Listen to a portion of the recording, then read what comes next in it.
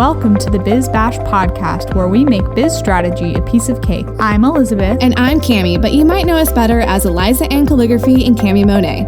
We want to help you, our fellow stationers, artists, and calligraphers, confidently build a profitable and personality-driven creative biz. We're here to share our honest-to-goodness advice and actionable strategies for ambitious artists. So put on your party hat, quit being a procrastinator gator, and let's get this party started.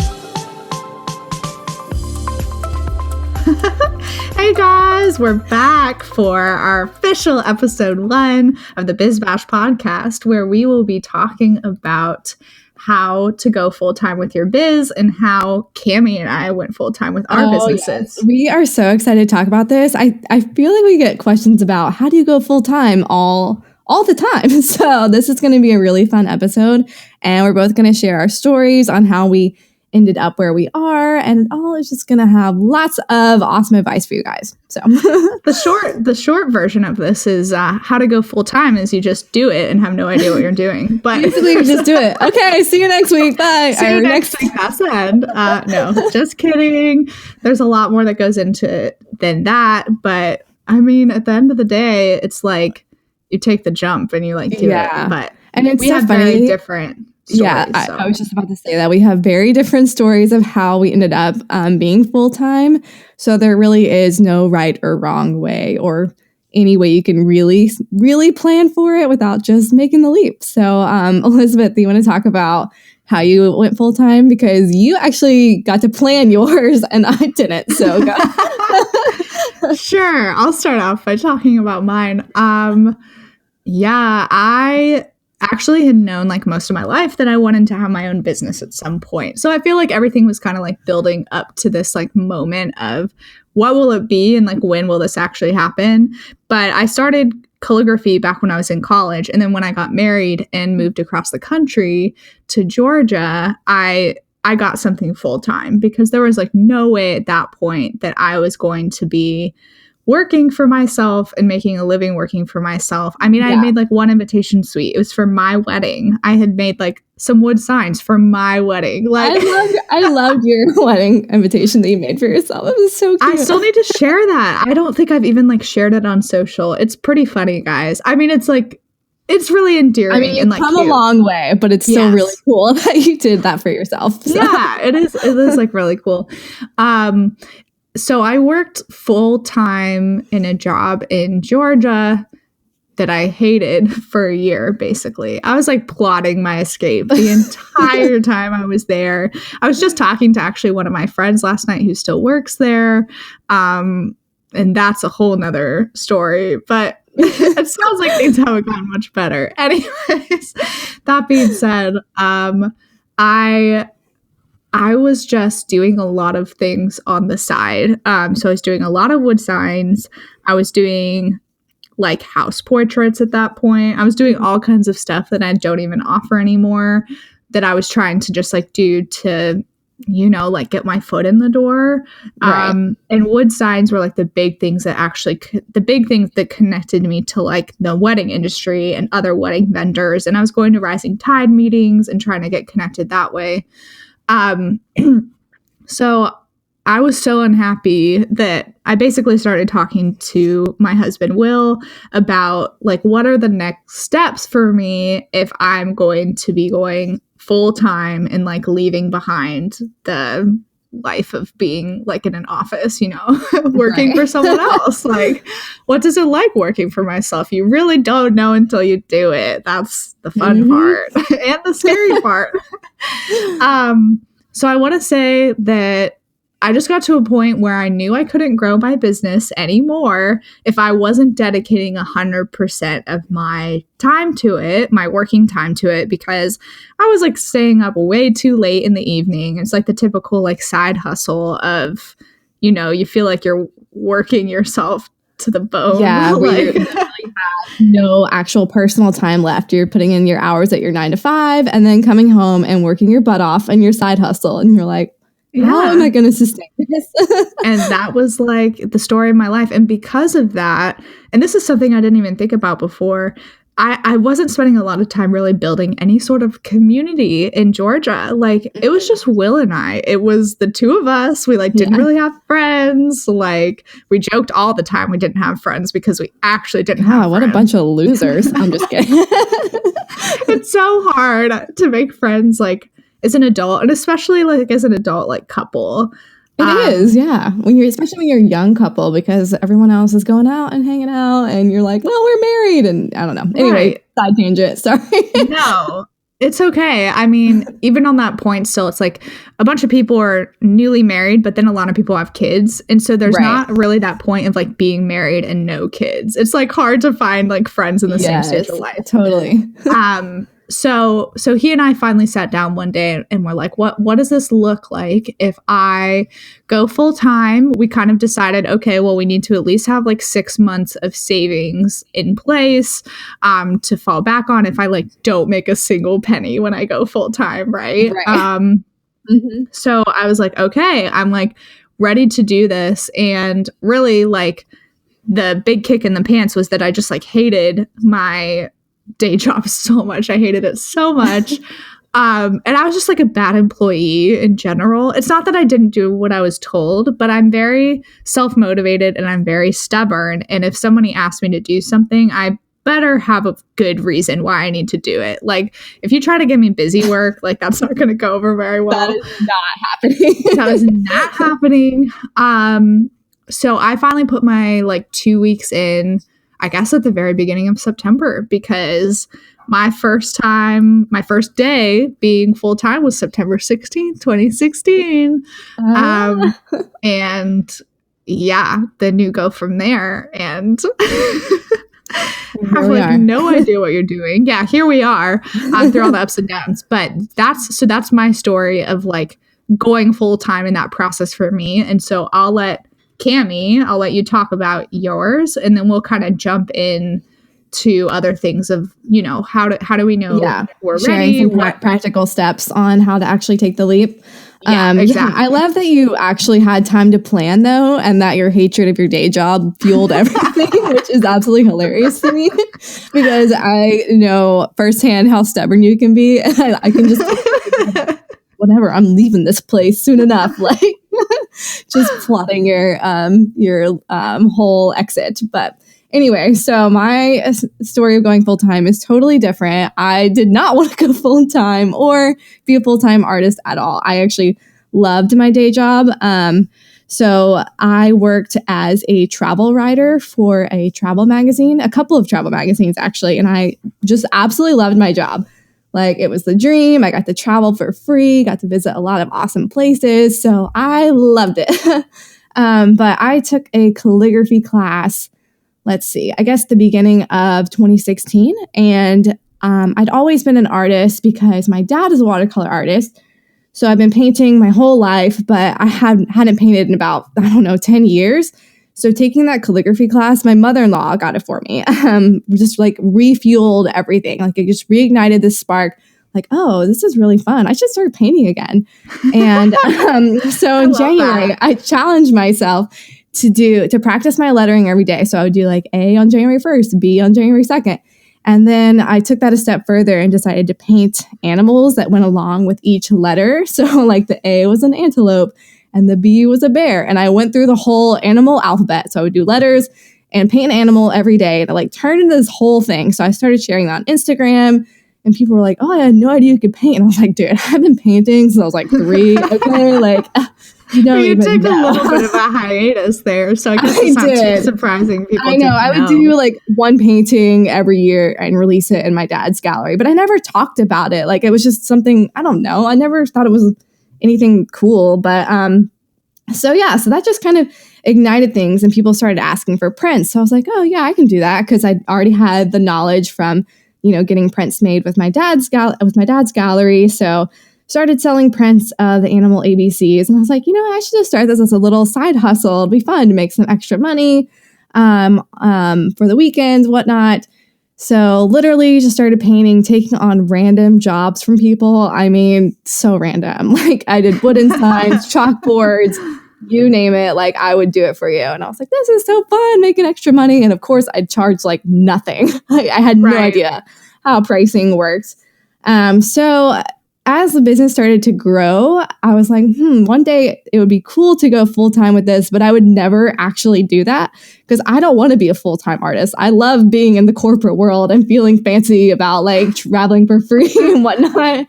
So I didn't have all that desire. All the perks. Right. So I was like, this is perfect. But things at the magazine weren't going so hot. Not the magazine itself, but just the whole corporation, the whole company just wasn't managed very well.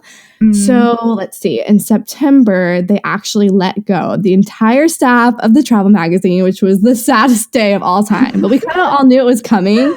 So we weren't super surprised. And everyone was let go that day, except for me. They said I had to stay there for 2 more weeks until September 16th, which would have been my final day. So I had 2 weeks that they still wanted me to be there after hearing that I was fired. What the heck? Wait. I know. I don't think I ever heard this part of the story. Did you not know this? Yeah, everyone else left. And then I was the only one left in the office for 2 weeks, like by myself. Wait, why? I don't know. I was the digital editor, so I think they wanted me to like wrap up the newsletters and stuff on the website. So, obviously I did none of that. I just was like, all right, time to make a plan. And I got really serious about like planning out my my business, and I was like, these 2 weeks were perfect for me to just sit at a computer with nothing else around me and already being fired. So like definitely a kick in the pants moment. Like I will not have a job on September 16th. I better start like really looking at this strategically. So yeah, September 16th, I went full time, not by choice, but it all worked out. And I literally told my husband, I was like, give me 3 months. I want to just test this out and see if I can do it. Because I like to challenge myself. So it was kind of I'm going to test it out. And if it doesn't work, I'm going to start applying for magazine journalism jobs, the things I knew. But I was like, I'm going to just give it a go and see how it goes. And I had already booked a wedding client for that month. And luckily, that wedding client kept adding on more and more things. Like this was one of my biggest clients. And I ended up matching my full-time income, my job income within the first month of going full-time. And I was able to keep up that momentum simply because I'm also stubborn and would like literally seek out people and be like, hey, I can do this for you. I can do this. So yeah, just like sheer will put me through that. But yeah, so here we are. And I'm so glad I got that kick in the pants because I really would not have done this without being fired. I really wouldn't have, but I would not change the decision at all. I love where I am now. So I always say that job was my dream job, but this feels more like a calling. And I know that's cheesy, but it's so true, you guys. Oh, but that like makes me emotional to hear you say that. It's so sweet. And I know. I'm like laughing even more now, like knowing our story of going full-time the same day and that you were the only person in the office for 2 weeks because, okay, like our whole friendship is like founded up us going full-time the same day. Think about like fate, like if you had been fired the same day as everyone else. This like blows my mind. No, you're so right. I've never even thought about it like that. Like technically I was fired 2 weeks before that, but was actually let go. Like, no, don't come back ever again. We don't want to see you. Turn in your key card and leave September 16th, which is so funny. Do you know what it was like when you woke up and you didn't go to an office and you're just like, okay, this is my first day being my own boss. And you're like, I'm going to watch movies all day. Oh my gosh. My first day of full time. Well, I actually got like really blessed because I had a local friend, Rosalind, who actually did like a photo shoot with me that day. I was taking some that photos is such a glamorous way to start. Well, yeah, it was partly for her business. We like I modeled some like t-shirts for her clothing line. And then she took a couple headshots of me in my office. So that was like a great way to start off. But I don't think that was like till the afternoon of that day because I remember sitting at my desk in the morning and basically the entire first week sitting at my desk being like, I don't even know like where to start or like what do I do from here? Like there's no one telling me what to do. Like I have to like create the to-do list myself. Like what is this? Like I felt so confused. Yeah. Yeah, I think I had that client I was working for, so at least I had something to get started on. And I honestly, when they did fire me, my first thought was, "Oh, thank God, now I have time to finish all those escort cards." That was literally my first thought. I'm not No. even kidding you. Because I was going home on my lunch break and working on stuff, and I'd be gone for like 2 hours, like taking 2 hour lunch breaks, which is totally not cool.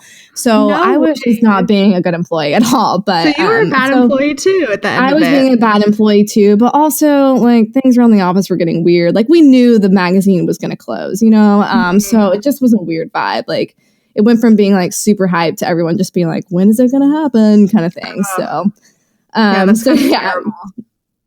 So there was a point where I was like, I can't put any more time towards this unless I, don't have a full-time job anymore. But I was like, but I'm not leaving this place. I get to travel for free and I love it. So, I loved it for other reasons than just that. I loved who I worked with and stuff. But so I don't sound like a total moocher, but right. Because yeah. For any of you guys listening, who are still like in a day job working in an office setting, you guys still have that like built-in community. You have people you get to see every day. It changes a lot when you go full-time and you're at home alone, because you're like literally at home alone. And that's something you don't even think about, is like one of the, things that comes with being full-time, like being your own boss. But that's something we'll probably have like a whole episode dedicated to at some point, to be honest. There's a lot to talk about. Yeah, finding a community of people who are also doing the same things and you can just kind of pick their brain and who understand the same struggles you're going through is you hear this from everyone, but it really is key to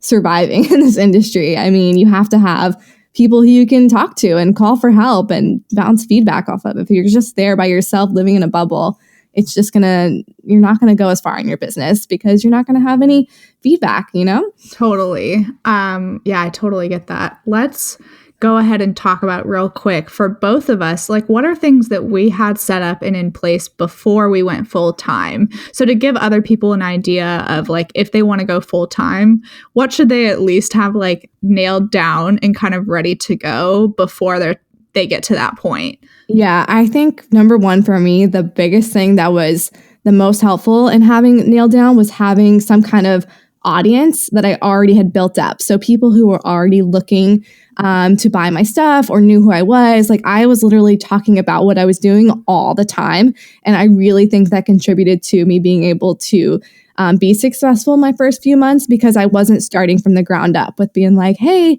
I'm a business owner now. Here's my stuff. I had already been doing that for the past 8 months. So people were familiar with it. So it didn't seem like jarring and weird that I was coming out of the blue trying to sell them something, because I had already been doing that. Right. Does that make sense? Yeah. So having an audience in place, like whether you're building it up through your Facebook, your Instagram, email list, just talking about it to people at your church and your community groups, whatever, like talking about it all the time is crucial. Yeah. Oh, and I definitely didn't have a mailing list before I went full time though. So for those of you that heard that and just freaked out, don't worry. Yeah. Sorry guys. I didn't mean to freak you out. But definitely just go ahead and build that audience. You can do that as simple. It could be your mom and your neighbors, but you need to have people who know what you're doing and are able to like want to actually purchase something from you, whether it's your calligraphy services or your product or whatnot. That's what I was super thankful about with even though in my office I didn't like my job, there were still a lot of people that I liked, and I was talking to them all the time about what I was doing. They were very like aware of what I was doing. So I had that audience. I was working on building my Instagram audience like crazy. That was before all the algorithms changed. We really got lucky starting our Instagram accounts before all that happened. Can be just as simple as the people in your circle, because if someone comes to you and like, oh, I didn't know you were an artist, then you're doing something wrong, you guys. Like, right. You really do talk about it a lot to build that audience. So it doesn't have to be like building up huge numbers, just like letting people know what you're doing. Totally. The other thing that comes with that too is having a website. This is something Cammie and I would both recommend having before you go full time. That shouldn't be something where you go full time and you start building a website. A website is something that can like easily be done in the evenings when you come home from work, on the weekends when you have a little bit of extra time to do something. all these options we have now, like Squarespace, Shopify, Showit, Wix, make it really accessible and easy, and for anybody, I guess, to build a website. Yeah, you don't want to be doing that later on down the road. And it just adds a level of professionalism to your brand. But that's a whole nother side tangent. But yeah, you want to have that hub where you can direct people immediately to your site where they can order things from you, get in touch with you. Yeah, you got to have a website. An Instagram, a Facebook it's just not going to do it. So definitely have that. At some point, I'd love to do like a time warp. I think there's a website that lets you see websites from like 2 years ago. You can like type in a domain and see what it looked like.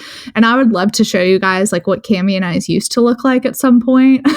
Because yeah, when you first, I'll have to ask my brother. He knows about that kind of stuff. But when we first started out, my website was like 3 pages. Okay. It was like a homepage with some photos of my work, a contact page, and an about page. That was like all it was. It was so simple, but it was there. Like I had my corner of the internet. Like what Cami and I's websites are now are so different from what they were at the beginning. So don't be like looking at someone else and get intimidated and let that stop you. Like you just gotta start really simple, and you just like have to start. That's it. I don't even care if your website is one of those lead page things and it just says like email me with your email. Like literally that is better than having nothing at all. Yeah. So yeah, gotta have that. And then I was gonna say finances, having a bookkeeping system will change your life if you're about to go full time. It will. Have that in place before you even think about owning a business. Like I cannot stress that enough. And these are just as simple as either GoDaddy. That's what you use, right, Cami? Yeah, I love GoDaddy. It's so idiot proof, you guys. Like anyone can use it. It's so and easy. Then I use QuickBooks Self-Employed. This is another thing that we really love is that Cami and I have very different ways of doing things, but have still found like success in our own ways as well, which just proves there's really no way of doing anything. There's like infinite ways of doing things. Yeah. And having a separate bank account, this can confuse people because a lot of times they think they're like, oh, bank account, but I have to be like super official. It has to be under my business name. It has to have this and that, yada, yada, yada. But really at the end of the day, you just need to open like a separate personal banking account, because when you first start off, still personal. Is yours a personal bank account, or is yours a business one at this point? Mine still is, just because I'm still a sole proprietor. Once I get that switched to like an LLC, I think that's when I would make it a business account, I would imagine. As you could tell, Cami and I are still figuring a lot of things out. Yeah, we'll let you know we find out. But you got to get yourself like financially like separated, I guess. There's like a word for that. I mean, financially separated sounds good to me. So sure.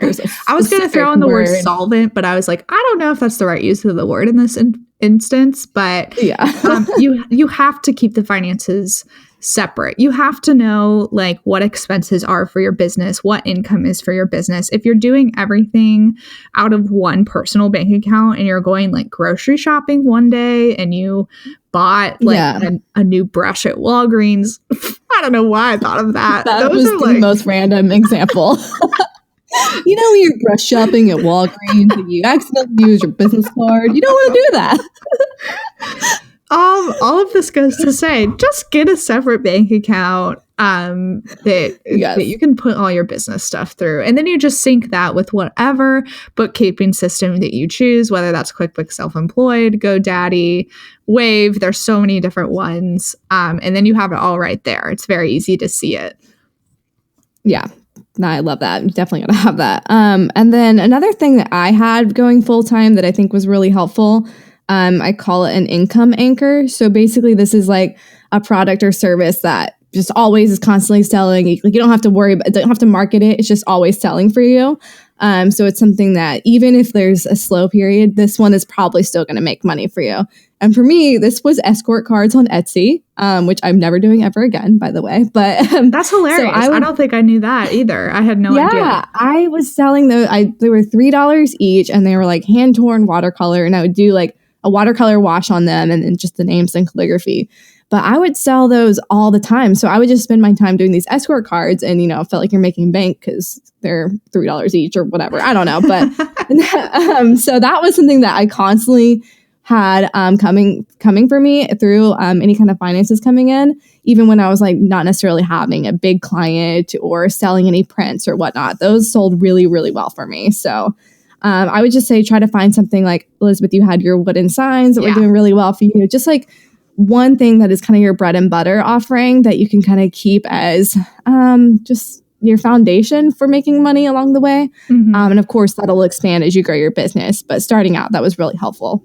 Yeah, for me. Absolutely. Right. I wouldn't have even thought about like my wood signs being an income anchor, but you're totally right. Like that's what they were at the beginning. I was doing so many of those. I've done like hundreds of those, which I've like really like phased that out of my business so much now. But at the beginning, it was like absolutely essential for me to like be making a living.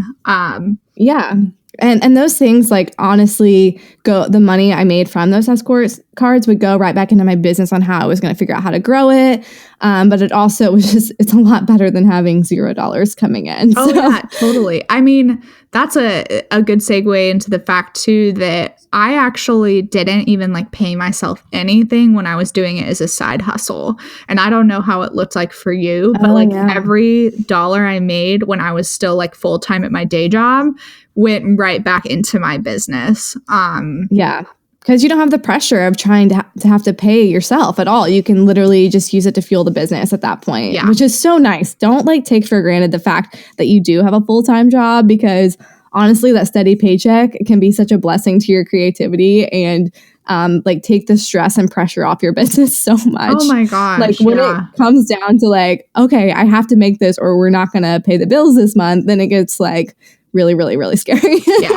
Actually, today's my payday. I totally forgot. Oh, yay. It's on my calendar though. So yay for payday. All right. So Cami, when did you get all of your like business registration and sales tax stuff in place? Was that like as soon as you went full time, and how did that look for you? I actually had mine in place. So I really think my business kind of started, I'm doing air quotes. I know you can't see it, but I'm doing air quotes, like January 2016. So I probably got all my stuff registered. I think it was March or May. I can't remember. I know it was an M month. So it was either March or May of 2016 that I did the registration and did all that because I wanted to be set up correctly. So I did have that in place before I went full time, but I wish I had done that like right at the beginning when I even had an inkling that I wanted to start a business. But I mean, you just don't know what you don't know at that point. Right. So yeah, mine was a few months before. So if you haven't started your business or you are thinking about going full time, you haven't done that, do it now. Yeah, that's true. So yeah, this is scary to say, but I'm on the opposite side of that spectrum too, where I did all my registration stuff like basically the day I went full time.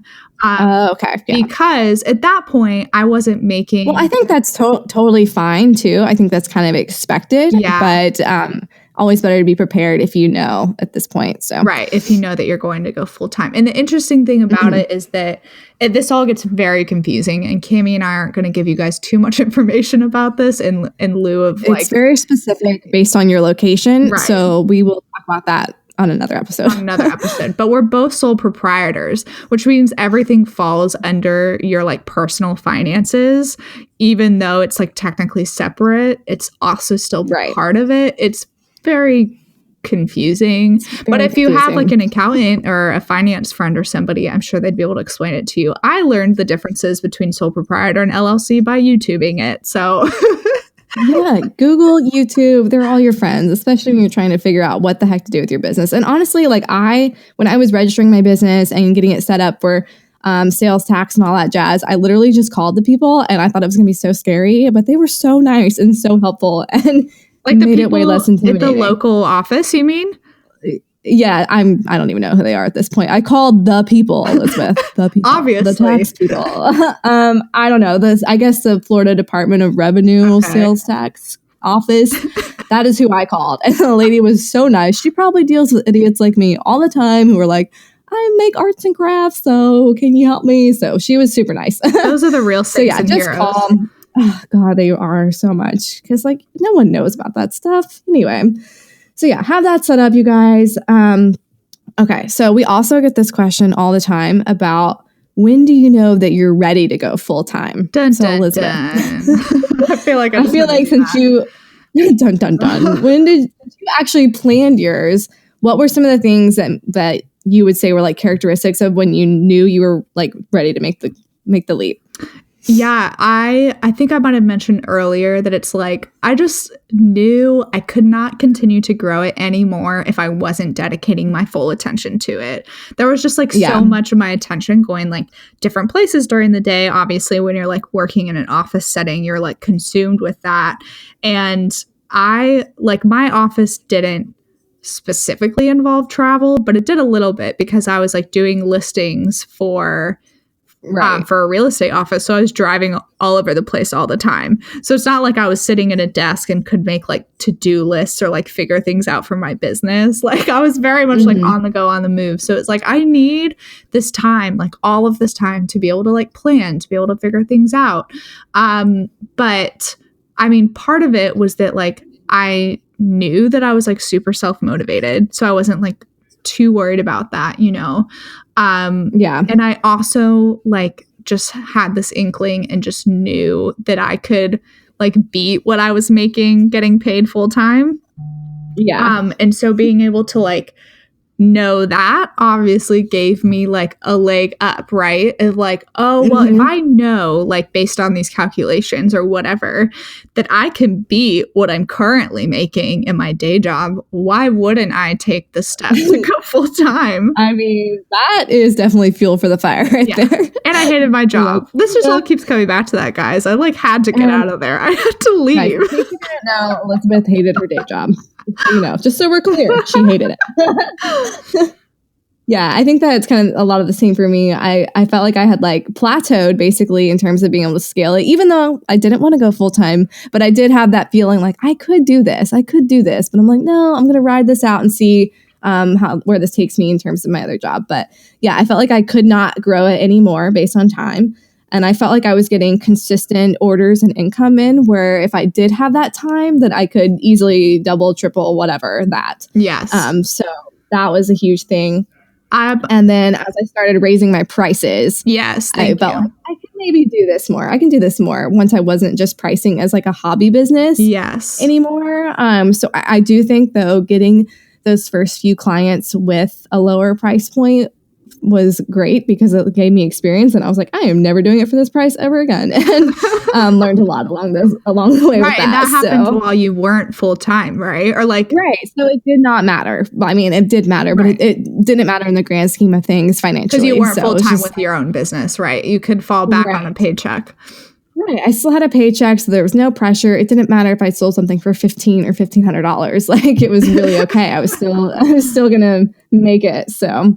So yeah. And then I think you are ready to go full time if you understand that you are going to have to Google everything yourself. You're going to have to figure it out your own way. And, you know, you got to be prepared that you're not going to have someone to tell you the exact next steps.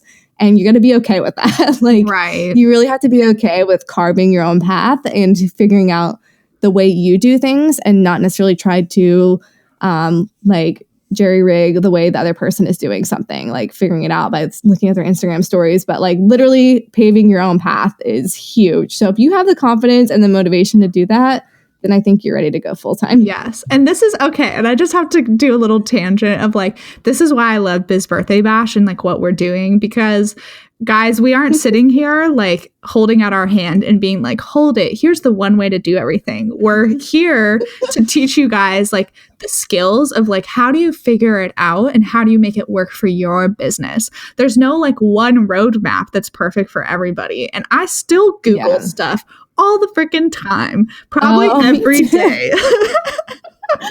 I know. But I do think when I was doing my side hustle, I was like, well, how do I do this like this person? And like trying to figure that out. And then honestly, when you're full time, you're like, I don't even care. I got to figure it out for myself. Yeah. Like, so going and already having that mindset shift now is going to be so beneficial for you later on, because you have to just be so resourceful as a business owner. Like you have to be able to adapt and pivot all the time. There's always things coming at you. So one way might work one day and then the next day it totally doesn't work. So just figuring out those steps on your own is crucial. Right. And even that goes for like materials and things we use on a daily basis. Like when I was doing a lot of wood signs, I would get asked all the time like what paint pen I was using.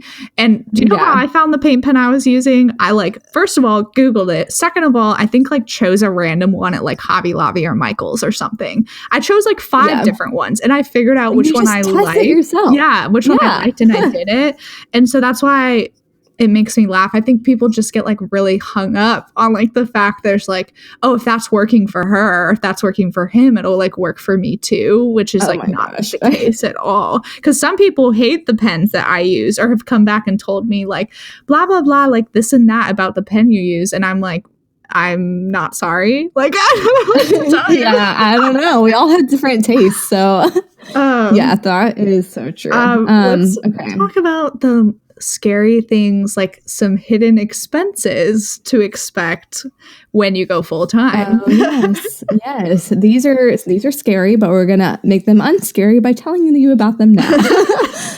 So, like, I think one of the biggest ones, which is something I did not personally have to deal with, was health insurance when you go full time. My husband has a full-time job, so obviously I just moved over to his plan. But I know if you're not married or your husband is also an entrepreneur or whatever, this is something you definitely are going to want to start researching now. And I cannot give any advice to this because I haven't personally experienced it, but health insurance is huge. And I know from a lot of other entrepreneurs that this has been a big struggle for them and a huge hidden cost that they didn't necessarily expect going into it. So definitely keep that in mind. Yeah, that one's kind of crazy. I mean, so my husband Will's in the process of job searching, and we're both about to cross that threshold where I was once again like very blessed by being young enough to still be on my family's plan. Holla. I'm actually still on their plan, guys. I'll let you figure out how young I am by telling you that. But I'm the old one. I'm old. I'm going to be 29 in less than 2 weeks. Yeah, that's crazy. Birthday coming up. By the time this episode releases, you will be 29. By the time this episode releases, I will be 29. So. But yeah, Will has been researching health insurance stuff because he is going to have something in place like during the time that he's not, working for another company. And not all companies offer health insurance. This is all the things I'm figuring out too.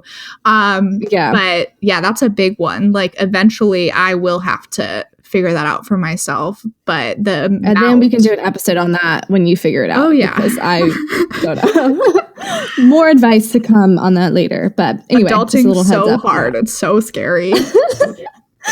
Okay, so what were some other hidden expenses that you didn't expect? When you think about like paying for your website and your client management system, I guess that's something you don't really think about until you go full time and you're like, oh, I guess I do need a way to manage my clients. So both. Yeah, and like all those little monthly expenses really add up really fast. Because you're like, oh, $10 here, $12 here, and then you're like, holy crap, I'm paying $200 a month, and that's just like non-negotiable.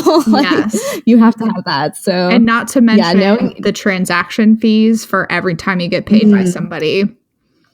Yes, Etsy fees. Etsy has, pretty much every sale on Etsy is about 8% of fees when it all totals up together. So just keeping that in mind. You're still making money, so don't freak out about it. But like, you just have to keep those fees in mind that you are going to be paying for these things, and it's totally fine.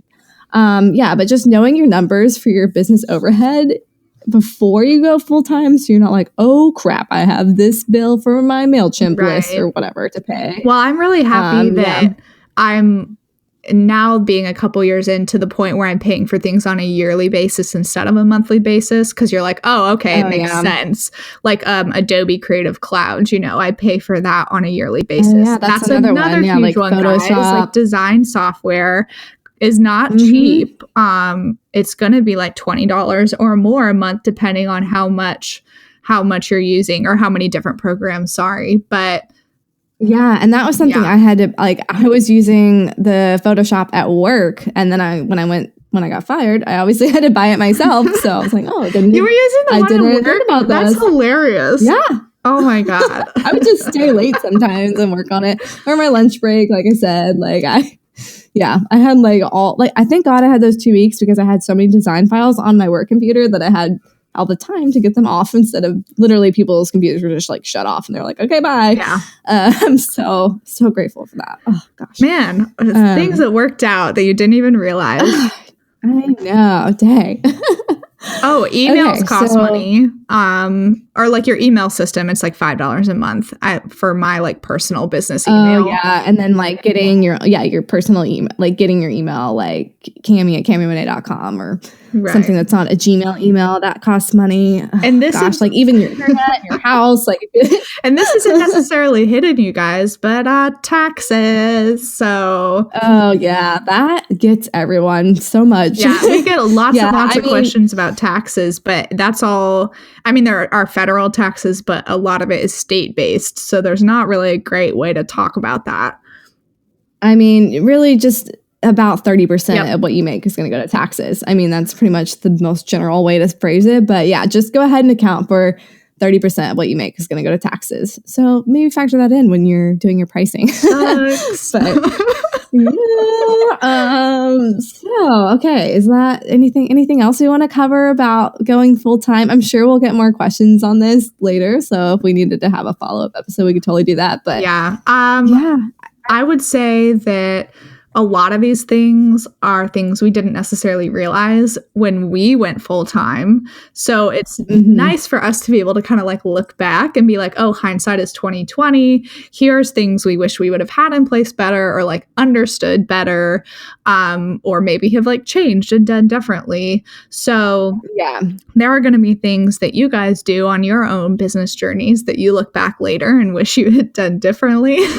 The nice thing is that we can at least give you like a little bit of like insight into our stories and what we did and, you know, like what to expect, because it gets real when you go full time and be your own boss. It gets yeah. So I would say just like being able to plan, give yourself to-do list, you know, being very self-motivated. Like we cannot stress this enough to be self-motivated if you're planning on going full-time. Like you can't just think that you're going to sit around and hang out in your pajamas and drink mimosas all day because that is just not going to happen. So being self-motivated, knowing you're going to get the work done, you know, having those nitty-gritty things in your business already figured out, like the kinks worked out so you're not trying to add those on and backtrack, adding in your expenses and stuff for the past year that you've been side hustling, because that is going to suck. So just being organized and being resourceful, I think is, you know, pretty much two huge things that are going to make your full-time journey so much easier. So much easier. So Cami had mentioned earlier that you guys will probably have questions about everything we've been talking about.